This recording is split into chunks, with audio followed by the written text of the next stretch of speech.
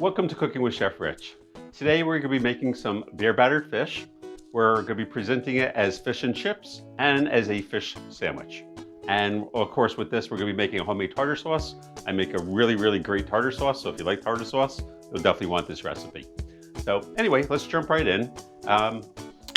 Before I actually start, I'm going to just throw some store-bought frozen French fries. I'm going to drop these in the deep fryer. Hopefully they won't make too much of a mess.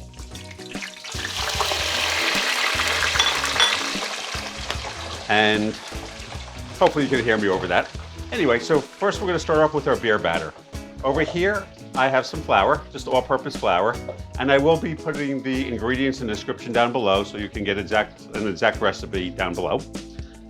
I have some salt, some pepper, granulated garlic, and baking powder. I'm going to mix this in with my flour.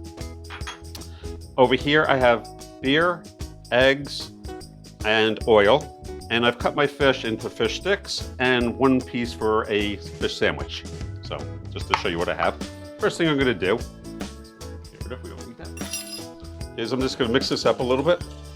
I'm going to pour my eggs into my oil. Give this a mix.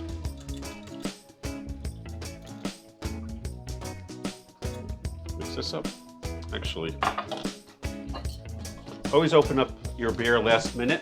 You don't want all the fizz to go out.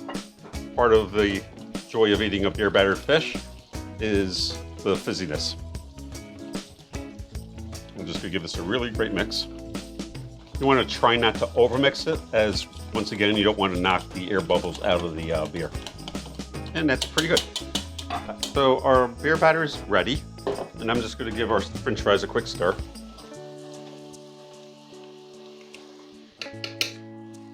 And while this is going, we'll work on our tartar sauce. Once again, this will be in the description down below. I have some mayonnaise over here. And this is just regular Hellmann's mayonnaise. You can use whatever brand you like. And let's talk about the ingredients. I have salt and pepper and 1 clove of chopped garlic, very fine. So I'm gonna put this in. I have a 3-ounce jar of Capote capers, which I've chopped very fine, and then I actually squeezed some of the water out. So you have to make sure you squeeze the water out.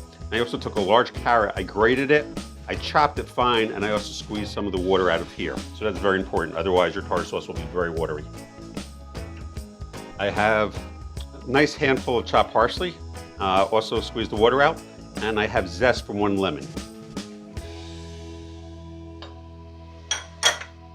And lastly, I have juice of 1 lemon.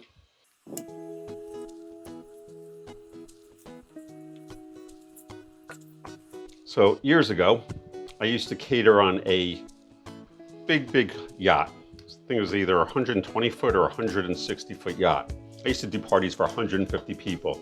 It was owned by a builder, really beautiful yacht. Anyway, I was working with the chef on the boat. They had a professional chef, full-time chef on the boat. Her name was Inga. I want to say she was from South Africa, maybe from Cape Town, I believe, but I'm not 100% certain. So if she watches this video and I get it wrong, please don't hate me. Anyway, so she actually gave me this beer batter fish recipe, and it's probably the best beer batter fish recipe I've ever tasted. And also the tartar sauce. So I just want to give her credit and say hello to her if she's watching. We're just going to mix this up. See how this is. Really good.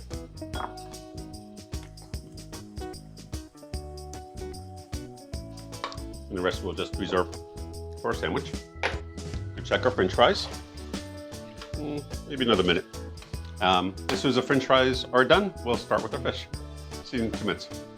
So our French fries just came out, and now before we actually put the fish in the batter, we want to dredge it in flour. So dredge it in flour. Then drop it in the beer batter. It'll help the batter stick to it a little bit. Now we're just gonna basically drop this in the oil. Is the oil hot? Just wanna make sure the oil reheated.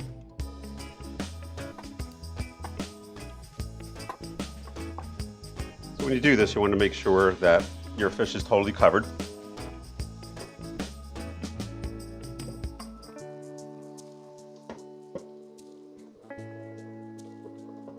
That one fell apart. Okay, so we're gonna do 4 fish sticks, and when that's done, I'll do the big piece of fish.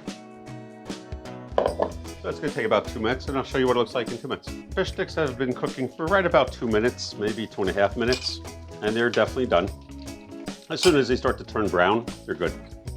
They don't take that long to cook. Once again, I'm gonna put them out on paper towel, and as long as my oil's hot, I'm gonna drop my other piece of fish. For my fish sandwich. I'll let a little of the batter drip off. A couple things, if I didn't say so, my oil's at 400 degrees. You do want to make sure it's hot.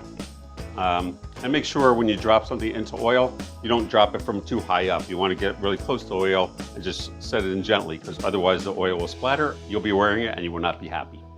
So this will take about 2 minutes, and I'm gonna put my fish sticks in a serving container and show you what it looks like, and I'll get the sandwich ready. And actually, I do have some Italian bread, which I'm gonna throw in the oven. And just reheat that, because this is only, like I said, gonna be about 2 minutes. And I will see you in 2 minutes. Thank you. Our fish was in for right about 2 minutes, and that's coming out now. I'm gonna just put it on some paper towel to absorb some of the oil.